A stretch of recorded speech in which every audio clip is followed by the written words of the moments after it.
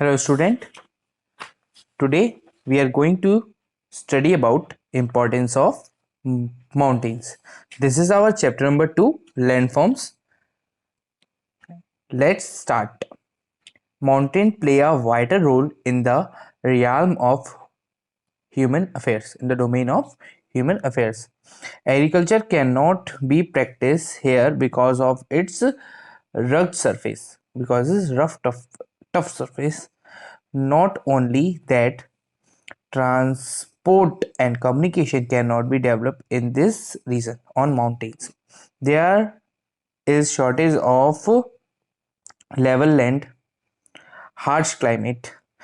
The region is sub- sparsely populated, well, little populated, even though even though they are too they are of great use of mankind in the following ways. How? Mountains serve as an efficient barrier against cold or hot winds from foreign invasions. Mountains help us to fight or protect us from cold or hot winds from foreign invasions. Mountain slopes are ideal for rearing cattle and sheep. Forest is the mountain supply Forest in the mountains supply us with valuable timber.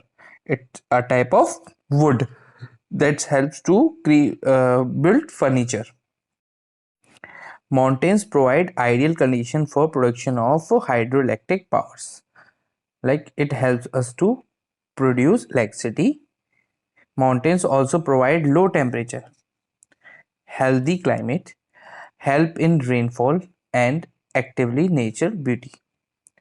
It have natural beauty, also provide rainfall, help in rainfall, keeping healthy climate, and provide low temperature. These are making mountainous region attractive tourist destination.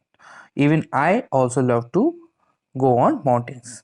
Mountains are rich in minerals like limestones, iron ore, copper, and mineral oil, which are used as raw material in a number of industry. Many industries use these all elements, minerals, as their raw material. Glacier in the mountain are the source of all major peninsular rivers in the. Now let's study about valley. A valley is a long narrow depression in the earth's surface, usually with a fairly regular downward slopes. If two mountains are there and the space between two mountains is called the valley. Uh, Usually rivers or stream flow through it. Usually rivers flow through mountains, between the mountains, that is called a valley. Having craft it out from the surface rock, then it is called a river valley. That river is called river valley. When a valley is younger, it is narrow. When it is younger, it's narrow, it's deep, and its sides are steep. Sides are very steep. If the land is high, it has steep gradients. At this stage, it is sometimes V-shaped. It is of V shape. When a valley is mature, when the valley become mature, it is wider. Its sides are often uh, gentler and its tributaries are large. There are different types of valleys such as U-shaped valley, V-shaped valley, longitudinal valley, transverse valley, dry valley, hanging valley, and rift valley. There are different types of valley and their names. Formation of rift valley. How rift valley formed? Rift valley are mainly formed because of the formation of block mountains. It is formed because of the formation of block mountain.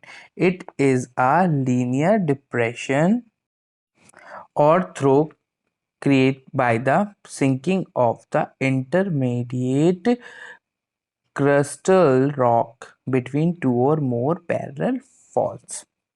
It is also known as graben. The Rift Valley is called graben. The Narmada Valley in India, Rhine Valley in Germany are the example of Rift Valley. In India, the river Narmada flow through a rift valley between the Vindhya range in the north and Satpura range in the south. The Rhine Rift Valley is one of the major rift valley, and the Rhine Rift Valley of Germany is the major rift valley. The length of this rift valley is around 350 km and its width is about 50 km. It is 50 km deep. Now the characteristics of Rift Valley. It has these characteristics follows. First, a portion of land drop forming a valley. A land drop, where the land dropped, it forms a valley. It is bordered by fault and separated by land masses. Some of the valley are U shape, is U in shape. Some valley are V in shape.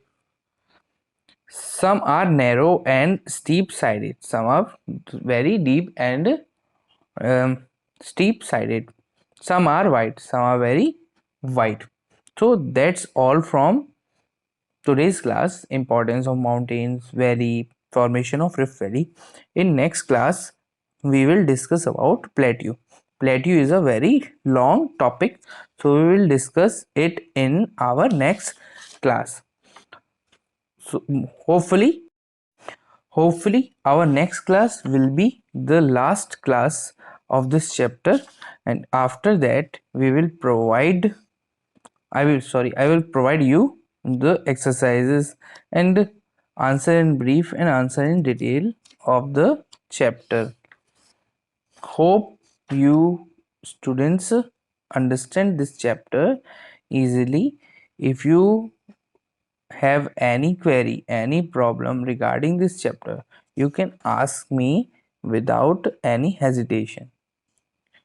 So thank you students, thank you for listening, and read it this chapter twice thrice at your home. By that your reading capacity also improve, and you can have the chapter in your mind, so it's easy for you.